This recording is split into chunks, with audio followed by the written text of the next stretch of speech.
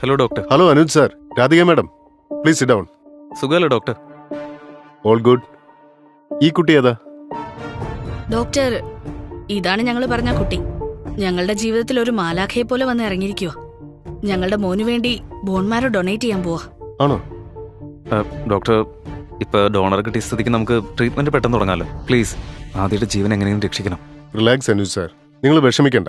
അതിനുള്ള പ്രൊസീജിയർ ഞാൻ തുടങ്ങാം. പക്ഷേ ഈ കൊച്ചുകുട്ടിക്ക് അറിയാമോ ഇവൾക്ക് എന്താ സംഭവിക്കാൻ പോകുന്നതെന്ന്? ഐ മീൻ, ഇവളും ഒരു കൊച്ചുകുട്ടി തന്നെയല്ലേ? ഷെടാ, നിങ്ങളെന്താ ഇങ്ങനൊക്കെ സംസാരിക്കുന്നേ? ഞങ്ങൾ എത്ര നാളാ ഡോണറിനെ അന്വേഷിച്ച് നടന്നത്.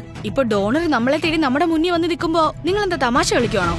നോക്കൂ, വേഗം ഫോർമാലിറ്റീസ് എല്ലാം ഒന്ന് കംപ്ലീറ്റ് ചെയ്യൂ.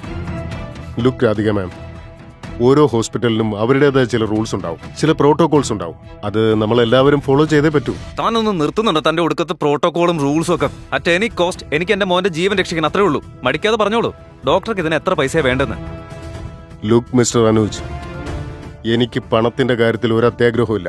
എനിക്കൊന്നേ പറയാനുള്ളൂ, മറ്റൊരാളുടെ ജീവൻ വെച്ച് ഞാൻ ഒരിക്കലും റിസ്ക് എടുക്കാൻ തയ്യാറല്ല.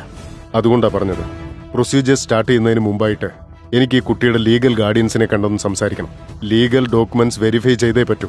അങ്ങനെ എല്ലാ പ്രോട്ടോകോൾസും കംപ്ലീറ്റ് ചെയ്തതിന് ശേഷം മാത്രമേ എനിക്ക് ഈ കാര്യത്തിൽ എന്തെങ്കിലും ചെയ്യാൻ പറ്റൂ. ഡോക്ടർ നോക്ക്, ഈ കുട്ടി സ്വന്തം ഇഷ്ടപ്രകാരമാണ് ഇങ്ങോട്ടേക്ക് വന്നത്. ഉണ്ടായ മുത്തശ്ശി മരിച്ചു പോയതുകൊണ്ട് ഞങ്ങളാണ് ഇപ്പൊ ലീഗൽ ഗാർഡിയൻസ്. അപ്പോ ലീഗൽ ഡോക്യുമെന്റ്സ് ഒക്കെ പ്രൊവൈഡ് ചെയ്തേക്ക് അഡോപ്ഷന്റെ.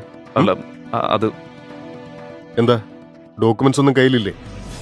സോറി ഡോക്ടർ, അത് ധൃതിയിൽ ഇങ്ങോട്ട് ഇറങ്ങിയപ്പോ ഞാൻ ആ പേപ്പേഴ്സ് എല്ലാം എടുക്കാൻ മറന്നുപോയി. ഡോക്ടറിന് വേറെന്തെങ്കിലും ചെയ്യാൻ പറ്റുമോ നോക്കുവോ? I am sorry. നിങ്ങൾ പ്രോട്ടോകോൾസ് ഫോളോ ചെയ്യാതിരിക്കുന്നിടത്തോളം കാലം എനിക്ക് നിങ്ങളുടെ കാര്യത്തിൽ ഒന്നും തന്നെ ചെയ്യാൻ കഴിയില്ല. I am really sorry.